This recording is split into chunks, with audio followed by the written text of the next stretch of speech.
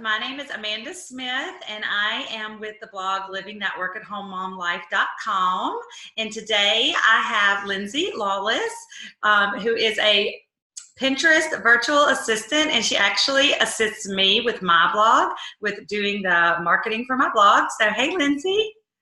Hi, I'm excited to be here. I know, so excited.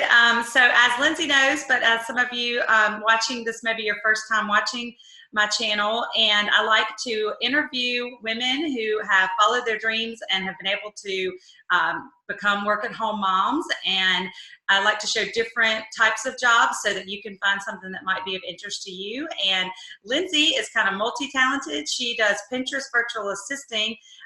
She also is a blogger, and then she also has a Shopify account tied in with her blog, and she helps me market my blog. And so I just wanted to kind of get her on my channel today so that she can talk to y'all about how she's managed to do this.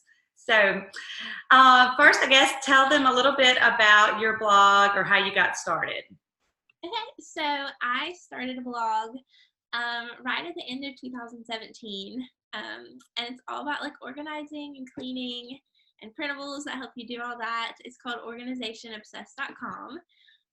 And so I did that pretty much. That was like my sole focus all of 2018. And then at the end of 2018, like I was growing that and it was really taking off and making good money, but I kind of wanted something that I knew was going to be steady month to month, because blogging can really be all over the place. It's really seasonal.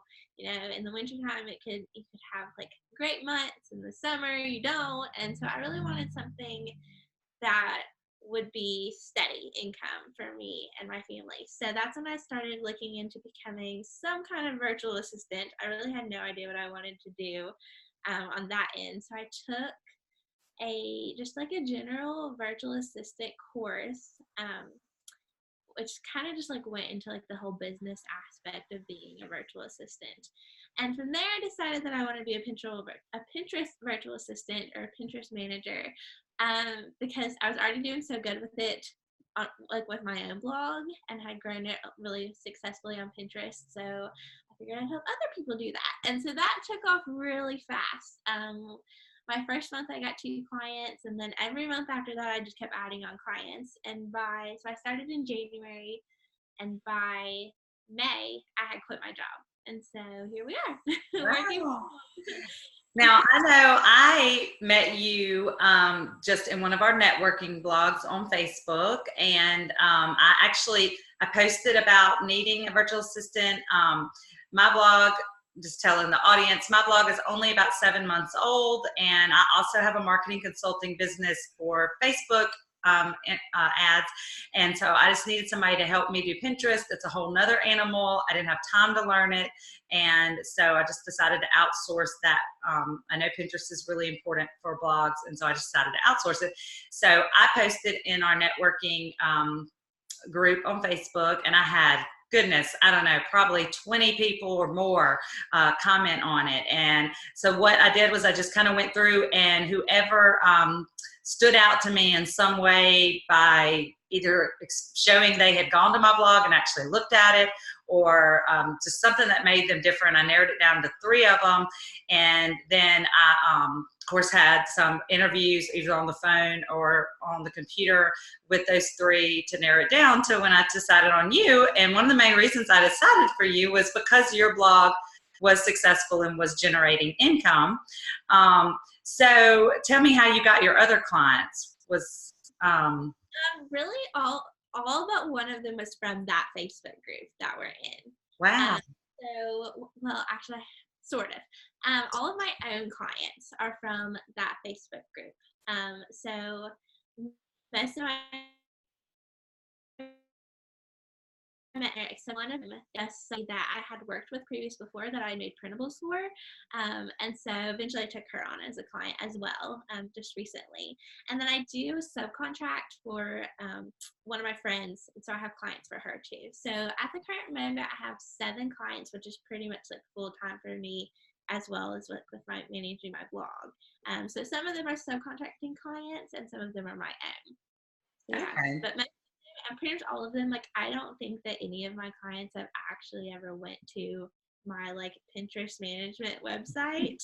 I'm pretty sure none of them found me that I way. went to it. I did look at it. Good. There's not much on there. I really thought I would, like, blog about Pinterest on there. That's on my to-do list. But Never ending to all do of it. them are just really networking through Facebook groups. Okay. So what was your career education background before all this started, and did it relate at all to this? No, not really. I worked as a personal lines underwriter for an insurance broker. And I actually went to college and got a degree in like risk management and insurance. But my family owns an insurance company. It's kind of just always been part of my life, and that's really what I thought I would do forever. Um, so it really has nothing to do with like blogging or social media management, nothing at all. It's a completely different world, different career. So no, none of my schooling taught me anything about this. Yeah. Why did you decide to blog about organizing and cleaning? I'm just a freak about that. I love organizing. I love cleaning. Like, I love having a nice clean home, and planners. And I really like, my true desire as a career was always to be like an interior decorator or like a professional organizer. That's really what I wanted out of my life. But I do not live someplace where that would make any money at all. Like, I live in the country and really rural, like 4 town. So that just wasn't in the cards. So, or as a career here anyways. So instead I blog about it online. And it's really popular. Like, everybody needs some kind of organization in their life and some kind of cleaning, whether you're really good at it or whether you're really bad at it. Eventually, at some point in your life, you're going to read something about those, about organizing or cleaning. So it kind of just like, it was a good topic because it reached so many people and there was such a large audience. So speaking of that, you have a Shopify store, right? And tell us how that intertwines with the blog. So in my Shopify store, I sell printables like mom binders, cleaning binders, budget binders, calendars, just any kind of like organizational printables that will help you get organized in your life. So there's meal planners, Christmas planners, vacation planners. There's all kinds of different things in there. Okay. And let's see, how did that idea come to be to do that? So I don't know. I guess I never really thought about it. Printables was just kind of a thing like I've always enjoyed making. I like the graphic designs side of things. And so at some point, or really from the very beginning, I just kind of started making them, and I had them on Etsy in the beginning, or like I have them as just like a free thing. When you go to my blog, you can sign up and join my mailing list, and that gives you access to all my free printables. So that's really probably where it started, like as to get email subscribers to my own blog by giving away free printables.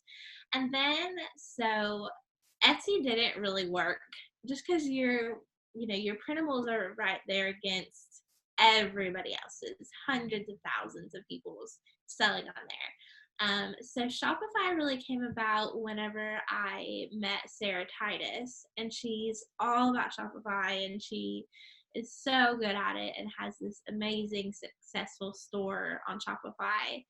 So that's when I decided to move to that platform, because once people are on your blog, they can go to your shop instead of going to Etsy, where I was originally pointing them, where they'd see my stuff, but they'd also see everybody else's stuff. And then they might not buy what I was selling, versus if they're going to my shop, then they're more likely to buy from me because it's only my stuff. Right. So I know that you have a sweet little boy that is 3. Is he 3? 2. Nice. So I'm assuming your motivation behind wanting to work from home was to be home with him. Yes, definitely. Like I said, when I got into like the insurance field, I really thought I'd be there forever because I enjoy it. I love working in that field, that environment, the products, insurance products. It's really nerdy, but like I just enjoy that life. But then I had a little boy, and that changed everything. I mean, like, my whole mindset changed. I hated going to the job that I used to love. So I really I started blogging because I think I saw on Pinterest where it was just a pin of this stay-at-home mom that made $3,000 a month, and well, if she can do that, I can probably do that too. Yeah. So that's what got me. And I had no idea, you see those things and you're like, oh, well, if they can do it, I can do it. And it's not. It's not that easy.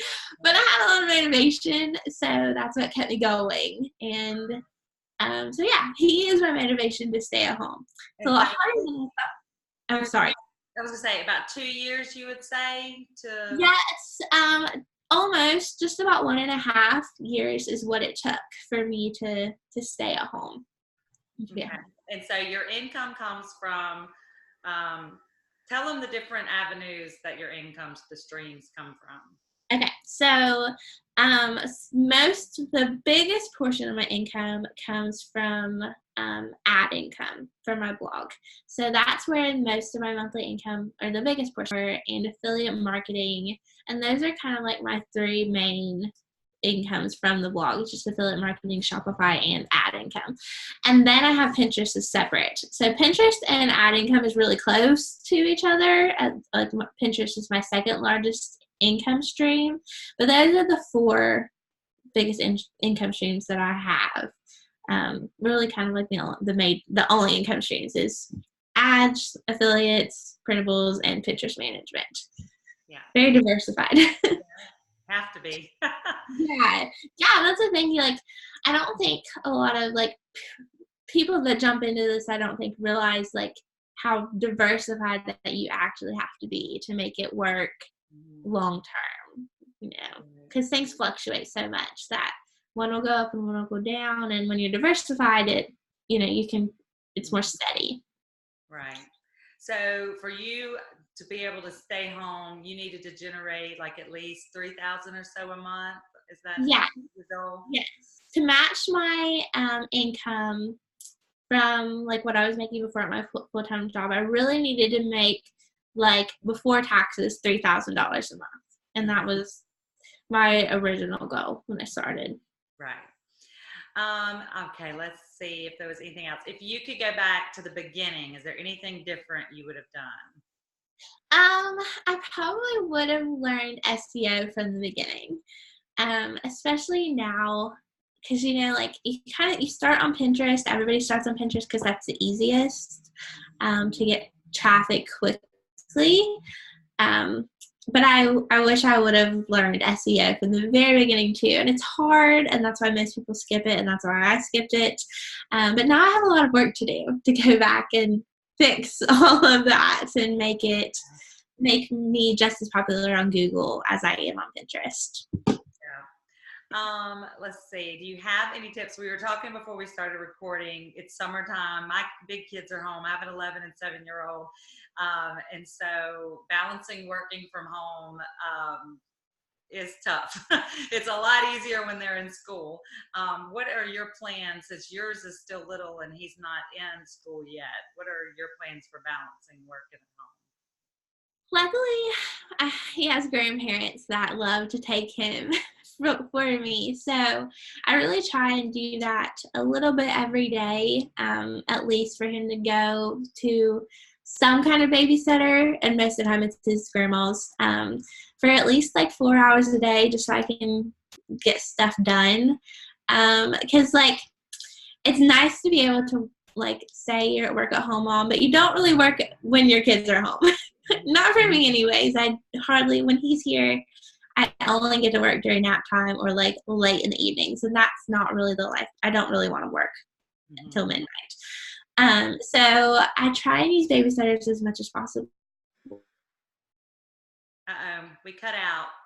It was not to. Internet cut out. Yeah, but can you hear me? Yeah, I can hear you.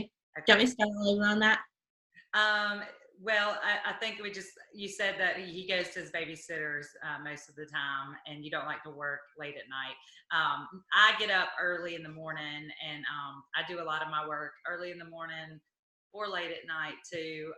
Thankfully, I can do a lot from my phone. Not the blogging part of my job, but I can do a lot of other things from my phone if we're out somewhere doing things. And thank goodness for Wi-Fi and coffee shops and cafes. And